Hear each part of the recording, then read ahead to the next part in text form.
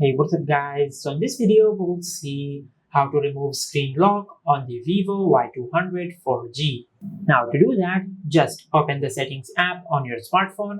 Now from here, just scroll down and tap on password and security. Now from here, just tap on screen lock. Now from here, just enter your current screen lock.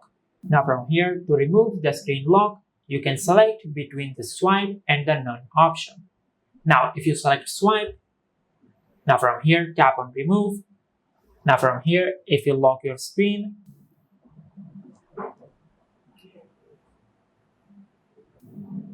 you can see that we have disabled the screen lock.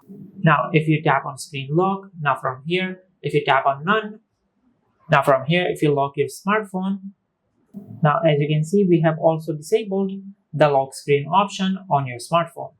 And this is how you can remove screen lock on the Vivo Y200 4G. If you found this video helpful, please like the video and subscribe to our channel and hit the bell icon to get notified when we upload a new video.